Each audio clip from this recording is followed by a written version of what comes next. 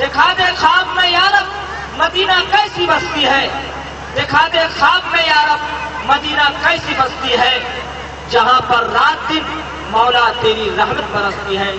میں ایک ایسے نعت خواں کو آواز دینا چاہتا ہوں، ان کی آواز میں ایسی کشش ہے جسے سن کر اڑتا ہوا پرندہ بھی فضا میں ٹھہر جائے۔ اس کے زیر و بم میں ایسی کشش ہے کہ سامع نرم نازک شاخوں کی طرح جھومنے لگے۔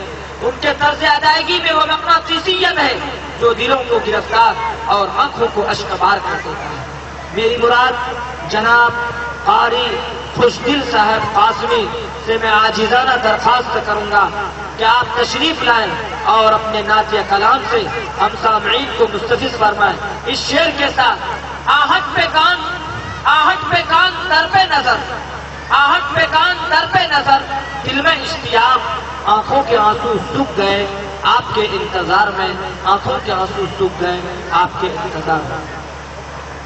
مقرر جناب قاری تنویر صاحب جو ہمارے درسی ساتھی بھی ہوتے ہیں، آپ کے سامنے تقریر کر رہے تھے، بہت اچھا انداز تھا، جی یہ کر رہا تھا کہ بس سنایا جائے اور ہم لوگ سنتے جائیں۔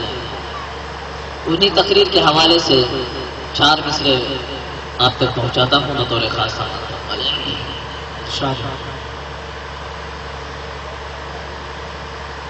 کہ نعت سرور عالم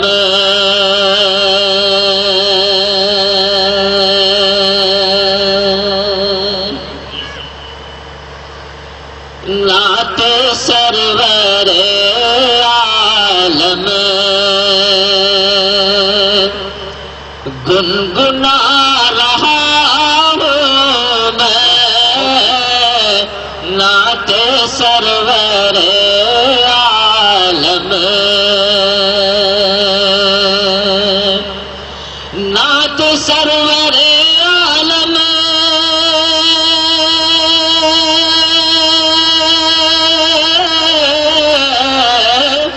گنگنا رہا ہوں میں، گنگنا رہا ہوں میں، اپنے دل کی دنیا کو اور یوں سجا رہا ہوں میں، اپنے دل کی دنیا کو یوں سجا رہا ہوں میں، نعت سرور عالم۔ آپ لوگ بیداری کا ثبوت پیش کیجیے، شعر حاضر کرتا ہوں بطور خاص، ملاحظہ فرمائیں کہ چاہے دم نکل جائے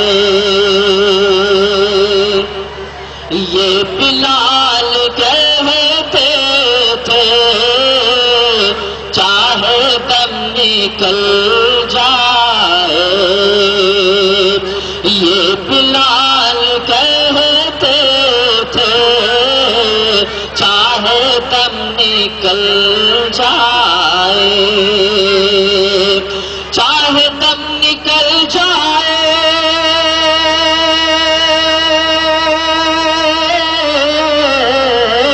یہ بلال کہتے تھے، یہ بلال کہتے تھے، اپنے مولا کی خاطر جان پا رہا ہوں میں، اپنے مولا کی خاطر جان پا رہا ہوں میں، نعت سرور عالم گنگنا رہا ہوں میں، اپنے دل کی دنیا کو یوں سجا رہا ہوں میں، نعت سرور عالم۔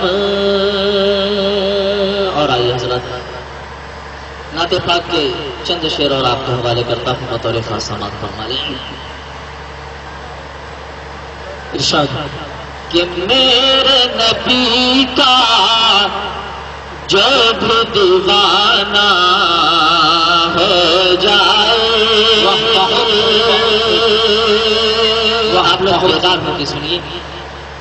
میرے نبی کا جو بھی دیوانہ ہو جائے, میرے نبی کا جو بھی دیوانہ ہو جائے, میرے نبی کا جو بھی دیوانہ ہو جائے,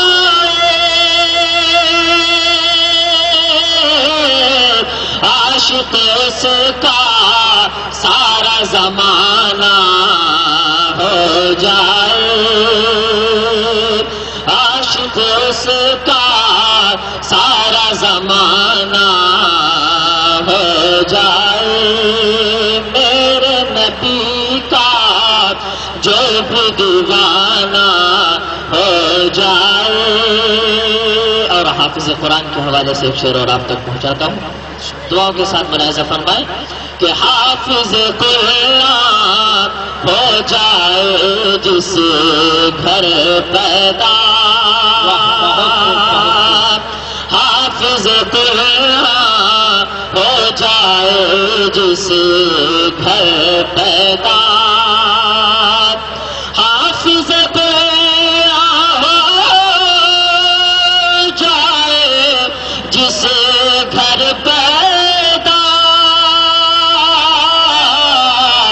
برکت والا اس کا گھرانہ ہو جائے, برکت والا اس کا گھرانہ ہو جائے, میرے نبی کا جو بھی دیوانہ ہو جائے.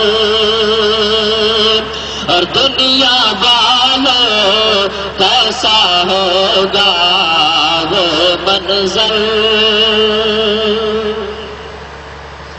دنیا والوں کیسا ہوگا وہ منظر, دنیا والوں کیسا ہوگا وہ منظر,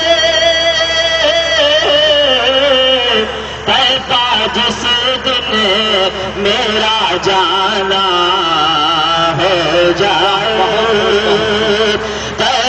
جس دن میرا جانا ہو جائے, میرے نبی کا جو بھی دیوانہ ہو جائے. اور وقتے کا شعر بھی بطور خاص کہ نعت آقا پڑھتا ہوں میں یوں خوش دل, نعت آقا پڑھتا ہوں میں یوں خوش دل, نعت آقا پڑھتا ہوں میں یوں خوش دل, بخشش کا میرے بہانہ ہو جائے, بخشش کا میرے بہانہ ہو جائے, میرے نبی کا جو بھی دیوانہ ہو جائے, عاشق اس کا سارا زمانہ ہو. ہر لفظ وضو کر لیتا ہے, یہ بھی سمجھو کہ عبادت کرتا ہے. دوستو, آپ کی توجہ و التفات سکون و وقار نے جلسے میں ایک سما باندھ دے دیا ہے.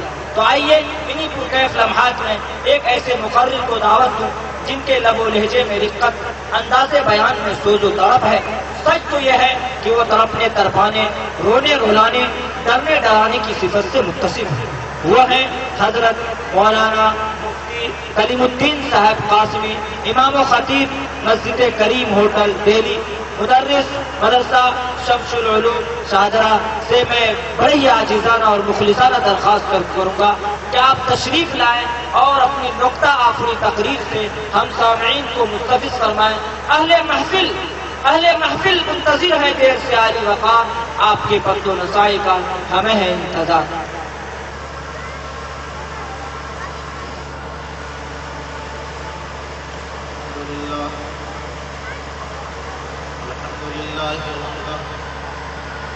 والصلاة والسلام على من لا نبي بعده ولا رسول بعده ولا رسالة بعده، صاحب التاج والمعراج الذي اسمه مكتوب في الإنجيل والتوراة، ناسخ الملل والأديان، قاطع المشركين بالسيف والسنان، أرسل الله إلى الناس بالحق بشيرا ونذيرا وداعيا إلى الله بإذنه وسراجا منيرا.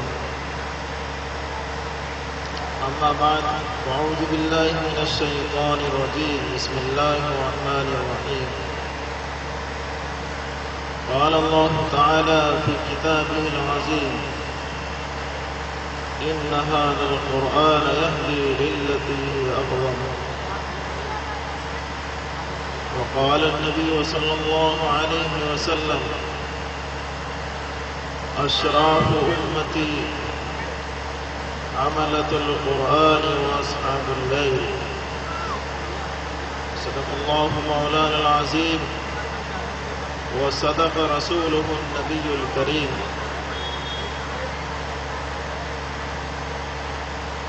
قدم قدم پہ برکتیں، قدم قدم پہ برکتیں، نفس نفس پہ رحمتیں، جدھر جدھر سے وہ شفیع عاصیہ گزر گیا.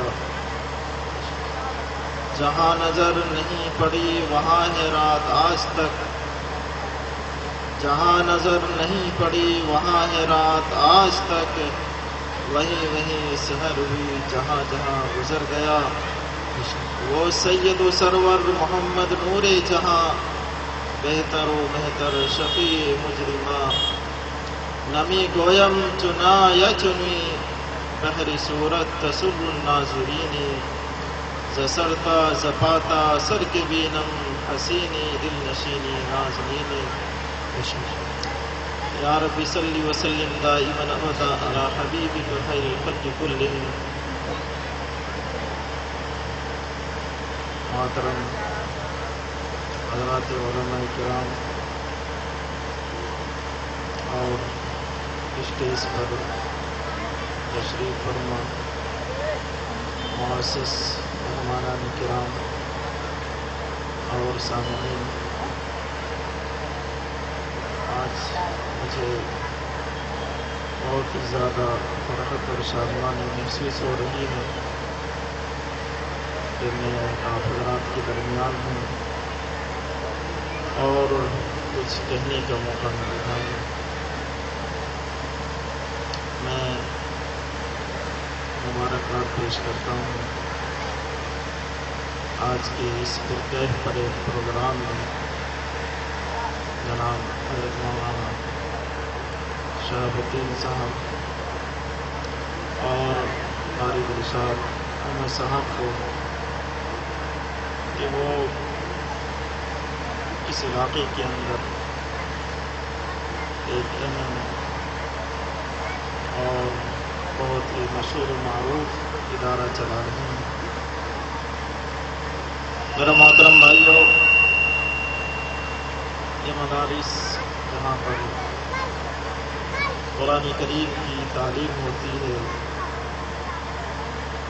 اللہ کا کلام پڑھایا جاتا ہے اور اس کے معنی اور مفہوم کو سمجھایا جاتا ہے، ایسی جگہیں بہت ہی مبارک ہوا کرتی ہیں، ایسے لوگ بہت ہی مبارک ہوا کرتے ہیں جو ان جیسی جگہوں کے اندر خدمات انجام دیتے ہیں. میرے محترم بھائیوں، اس قرآن کے تعلق سے اس پروگرام کا انعقاد ہوا ہے اور وہ قرآن جو رشد و ہدایت کا سر چشمہ ہے، وہ قرآن اس نے چہار دانگ عالم کے اندر ایک عظیم انقلاب برپا کر دیا۔ یہ وہ کتاب ہے جب نازل کیا گیا تو اس وقت کے کفاروں نے، اس وقت کے دنیاوی اعتبار سے معزز لوگوں نے کہا کہ یہ آسمانی کتاب نہیں ہے، ہم ماننے کو تیار نہیں ہیں کہ آسمانی کتاب ہے۔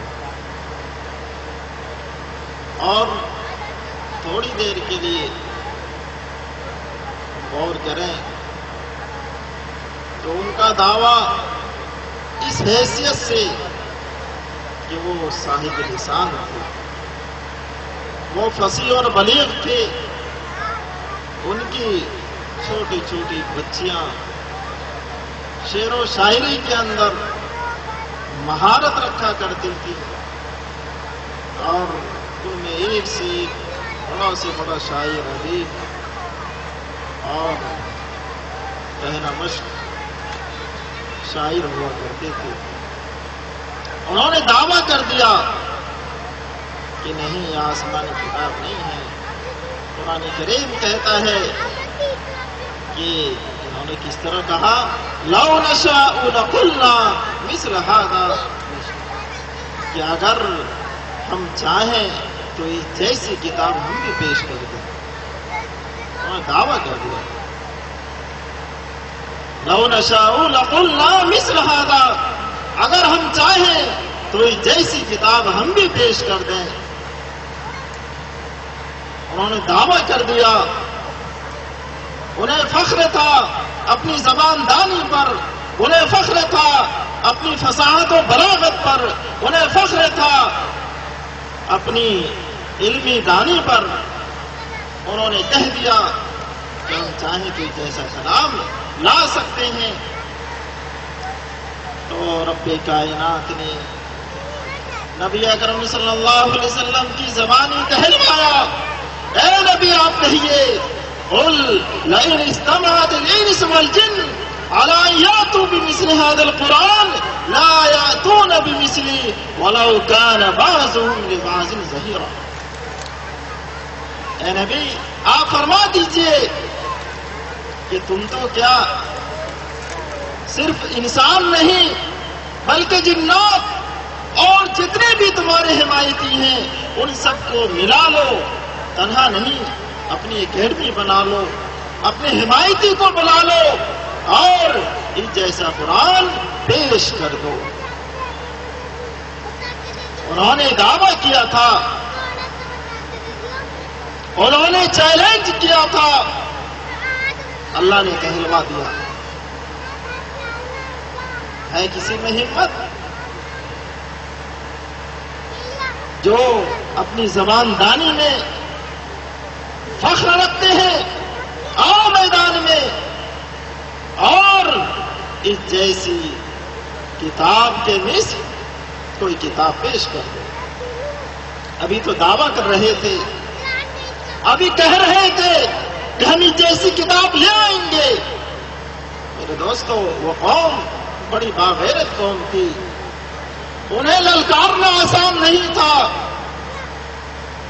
وہ قوم مارنے اور مرنے والی قوم تھی۔ اللہ نے کہلوایا کہ آ جاؤ میدان میں، لیکن ان کو سانپ سونگھ گیا، کوئی آواز نہیں آئی، کسی میں جرأت اور غیرت نہیں تھی کہ وہ میدان میں آئے اور اس قرآن کریم کا جواب دے۔ اللہ نے فرمایا، اے نبی آپ فرما دیجئے کہ ابھی تو یہ کہہ رہے تھے ہم پورا قرآن لائیں گے، نہیں لا سکے تو کہیے کہ 10 سورت ہی لے آئیں۔ قل فأتوا بعشر سور مثله۔ اے نبی آپ فرما دیجئے کہ اگر یہ پورا قرآن نہیں لا سکے تو اس جیسی 10 سورت ہی بنا کر پیش کر دیں۔ ان کے لیے آسان تھا کہ 10 سورت بنا دیں، پیش کر دیں۔ قرآن کریم جیسی 10 سورتیں بنا کر ان کا مدعا حاصل تھا، لیکن تاریخ کے اندر لکھا ہوا ہے کہ اس چیلنج پر بھی عرب کی سرزمین سے کوئی آواز نہیں آئی۔ اور میرے محترم بھائیو، اس قرآن کا، اس کتاب مقدس کا کون مقابلہ کر سکتا ہے؟ یہ تو رب کائنات کا کلام ہے جو بادشاہ ہے، اور بادشاہ کا کلام بھی کلام الملوک ملوک الکلام ہوا کرتا ہے، بادشاہوں کا کلام بھی کلاموں کا بادشاہ ہوا کرتا ہے۔ اس چیلنج پر کہیں سے کوئی جواب میرا محترم بھائیوں نہیں آیا۔ غرض یہ کہ یہ مقدس کتاب جس کو ان مدارس کے اندر پڑھایا جاتا ہے اور چھوٹے چھوٹے بچوں کو، جو بچہ معصوم ہے، انہیں شعور نہیں ہے، وہ بچے اس کو یاد کر لیتے ہیں، اس کو یاد کر لیتے ہیں، اپنے سینے میں محفوظ کر لیتے ہیں۔ یہ اس رب کائنات کا کمال ہے، ورنہ یہ کلام تو وہ ہے کہ رب کائنات نے فرمایا لو انزلنا هذا القرآن على جبل لرأيته خاشعا متصدعا، کہ اگر ہم اس کلام کو پہاڑ پر بھی اتارتے تو پہاڑ بھی ریزہ ریزہ ہو جاتا، لیکن ہمارا ایک چھوٹا معصوم بچہ اپنے سینے کے اندر، اپنے دل میں محفوظ کر لیتا ہے۔ یہ اس رب کائنات کا کمال ہے، اور جو اس قرآن کو محفوظ کر لیتا ہے، یہ جو آیت کریمہ ہے اِنَّا نَحْنُ نَزَّلْنَا الذِّكْرَ وَإِنَّا لَهُ لَحَافِظُونَ، مفسر فرماتے ہیں وَإِنَّا لَهُ لَحَافِظُونَ کا مطلب یہ ہے اے یحافظ فی قلوب اولیاء، یعنی جو ہمارے اولیاء ہیں، جو ہمارا دوست ہے، ہم اس کے سینے کے اندر منتقل کریں۔ یہ کلام کون یاد کرتا ہے؟ جو اللہ کا دوست ہوتا ہے، اللہ جس سے محبت فرماتا ہے، رب کائنات اس کے سینے میں اس قرآن کو داخل فرما دیتا ہے، ہر ایک کو نہیں دیتا۔